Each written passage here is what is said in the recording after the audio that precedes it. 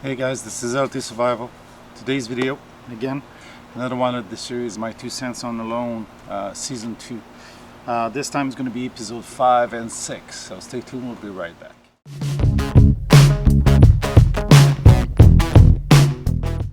Well, on episode 5, we join up with the gang at about day 10.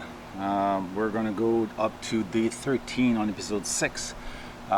Where we see basically tribulation of the 7 that are left. So let's see. On day 10, we meet up with Justin. This guy is having so much fun. He's playing on the swing. He made a swing, which is totally useless. Piece of cable and a piece of rope and a T-bar, and he just swings around. He's in survival. Sometimes routine and play is a big factor, so you can establish yourself and not turn crazy. So he's playing on the swing. He gives himself a daily routine. He explains it, and he's making a workout. He has a small gym, couple of items he puts together to do some exercise. That workout is good for morale, so that way you can keep up the morale and have an objective. Every day you do the same thing. Find food, yes, but you got to keep occupied, have objectives.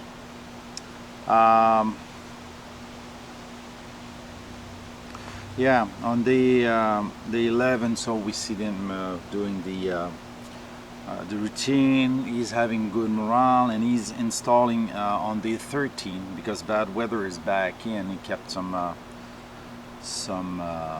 kelp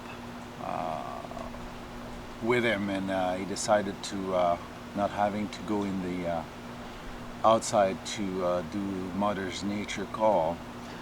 He make a urinal out of the kelp, and basically try it in front of the camera, which works, it seems. So he's having some commodity inside the camp, so that's pretty good. That's good for him, because he doesn't have to get wet to answer Mother's Nature call.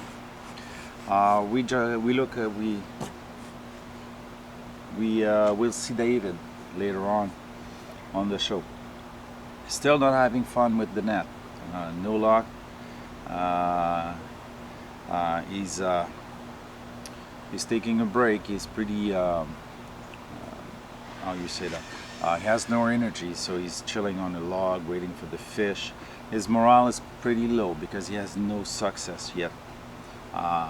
He's not catch fish yet, and it's pretty demoralizing, and that's pretty bad for survival, because you're tired, you're less energetic, and you have no success.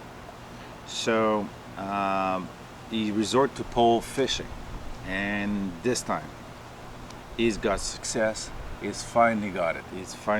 Getting a fish. So on day 12 he finally get his first fish, so his first protein meal, which is pretty good.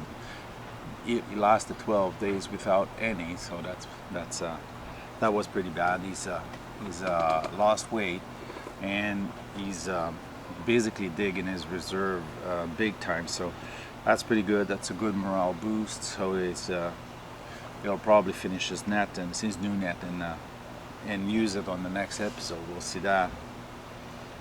We join up with Nicole. At the beginning of the day 11, she has no luck with the gill net yet. That's on day 10. Still no luck.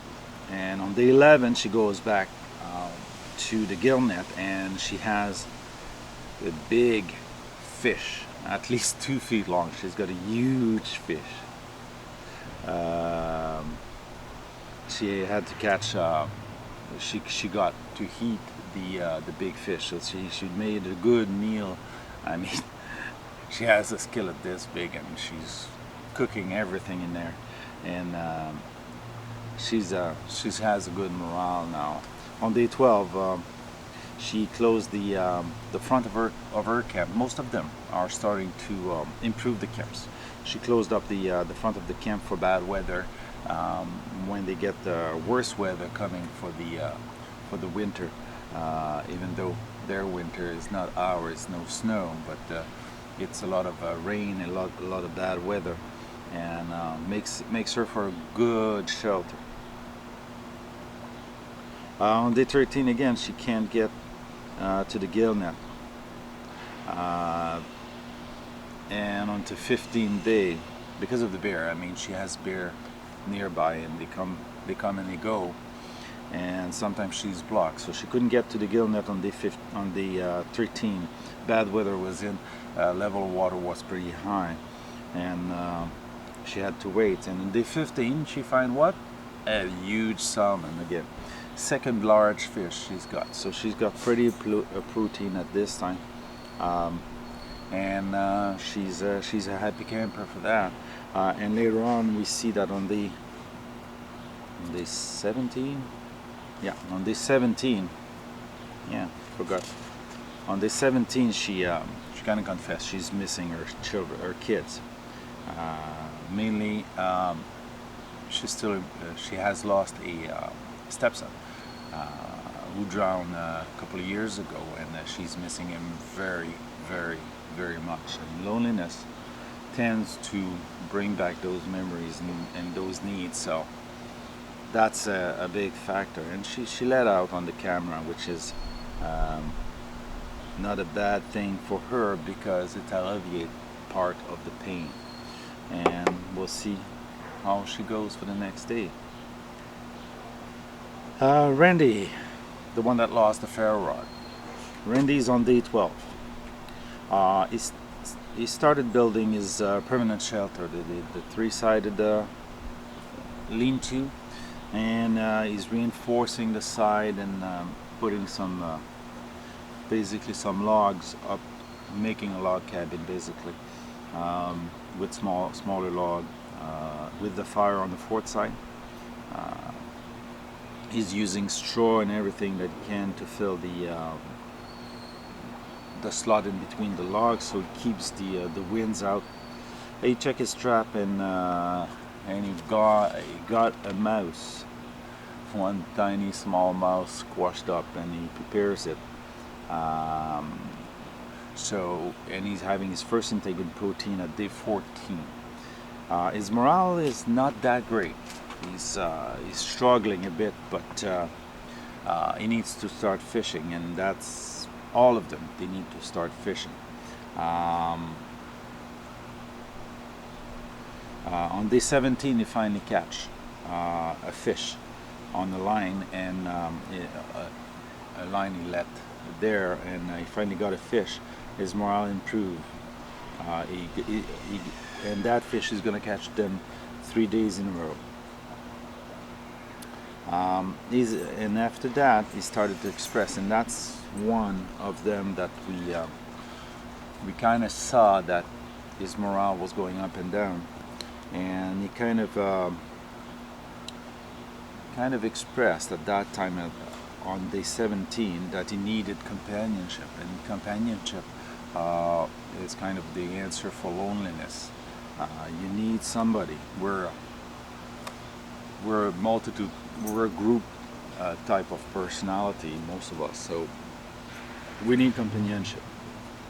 At that point, he started to get busy reinforcing his camp, making his raised bed and everything. But more and more, and as the show progresses, he's saying it that the loneliness is getting to him, and he needed to decide what to do. And on day 18, he reflects on his pleasure of being there, staying on the show. We're not sure if he's gonna tap out. He might or not. He's having a lot of talk about it. He talks to a camera. You see, he's reflecting. We're not sure if he's gonna tap out or not, but he may, and because he's feeling the loneliness and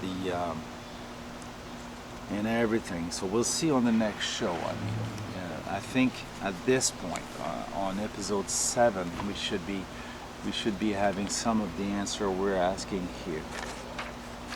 Jose. Yeah, Jose on day 13. Just to go back a bit.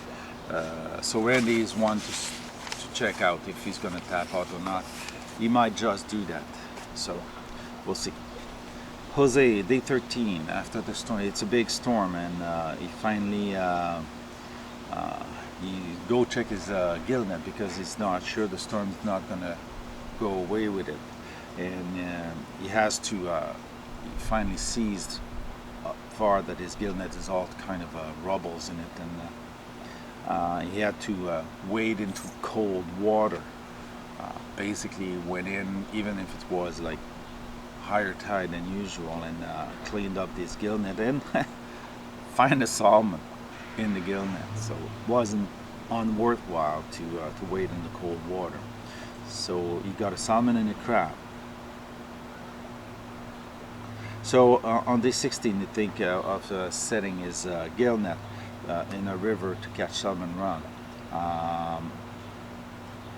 He's going to try to build a boat for doing that. And Jose is the Canadian one. And he's going to build basically a canoe. Yep, a canoe. Which is quite of a task, I would say, if you were to survive. I would have personally rely on the salmon catch or the fish catch I have with the gill net, but he's thinking that he would have more success to be sustainable. The problem is not to survive, it's to sustain yourself as establishing a living.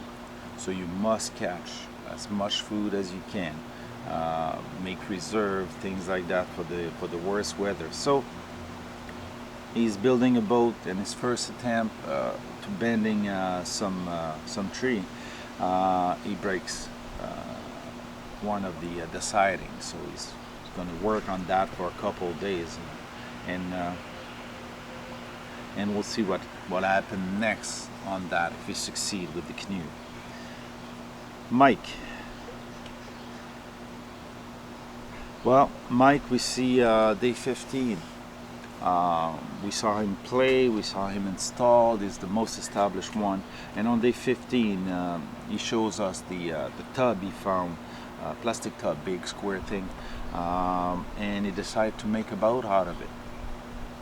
Why? I think he makes it just for fun. He makes a, how you say that, with outriggers, so it doesn't tip. And it's a square thing that floats, so he's even able to stand up in it. So he dances in it and he's having fun. So and he's having fun. So it works, and he turns back. Okay, Larry. Okay, on day 15 we meet Larry Roberts. He feels boredom. They all do. I mean, they're all having some problem with boredom and everything. He got another fish. He went at night to check his trap. It was 1:05 at night, and he got another fish, and so he moved back to camp.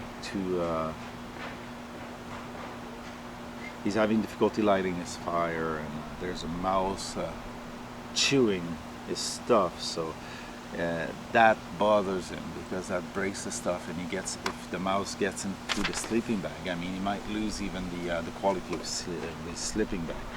So he's getting mentally challenged because he's got to think of everything, and he's tired, underfed. They all are, and he reflects on his life. And the next day he's gonna search for a new location. He decided that the location he was in, with the mouse coming in all the time, that he would spend the calories to move to a new location. On day 17, we find out he finds the new the new location. He moved all day and find a new location, which was much better. Instead of being like on a hill straight into the ocean, he's now on a flat surface getting to a beach, getting to the ocean, which is a much more better location. And he's gonna construct his new shelter, but again his temper blows out and he's getting frustrated and angry and everything. He voiced it out. He's pretty funny about it because this was the one that produced the most beep in the program, so it is good. I don't know how long it's gonna last, but if he gets frustrated just making the shelter, is he gonna get frustrated by everything else? And he might make mistakes, but up to now he succeeded in taking back his frustration and use it to power himself up. So it's pretty good. That basically ends the two shows. Basically that went quite fast. Those two shows, we don't see much on everything, but we see a lot, and we see them establish themselves. Again, the tables are set. We have the feeling that some of them are getting to the edge of what they can do. Other are established, other might just go the long way. We don't know. It's really difficult to judge because every one of them has his own objective, and we'll see what that gives us and how it ends up. So this one is more of a transition. Those two shows are more a transition. We see them transit from getting established to living in the establishment and making their routine more profitable, in the sense of getting the food, getting the themselves basically along with themselves, and not feeling so much pressure from their ordeal. They're now establishing the long living condition. They're not there just to survive. They're there to live it out, and they're establishing their camp the way they will be established or will prolong their stay. If they have no success with catching protein food, meat, that will eventually make them tap out. But sometimes it's not the food that's the problem. It's the head. And if you're lonely, I think it's Mike with Barbara. He's missing his Barbara, and he repeats it in this episode also, and that might just get him. We don't know. We don't know how what we see is in the correct order. There might be some things that are left out in the camera. They film a lot. They should be filming a lot anyway. And it's Larry Roberts on Facebook, if you follow him, that said so. They filmed a lot, and we're never sure what they're going to be using. So sometimes we only see them a little 2 or 3 times, and they film hours and hours and hours for each show. Every day they film hours. So how much do we really see? It's difficult to know. But one thing for sure, it's a great show. It's worth following. It's worth getting educated for it, by it, I would say. There is lesson that we can learn on survival, basic survival, or longer term survival. There is some that are very useful. So we'll see on the next show, and we'll be listening to the next show. It's going to be where is it? 7 and 8, episode 7 and 8, and I'm really looking forward. I think we might have departures. How many, I'm not sure, but we'll see. So, if you like this video, please click the thumbs up, share and subscribe, and we'll see you in the next one.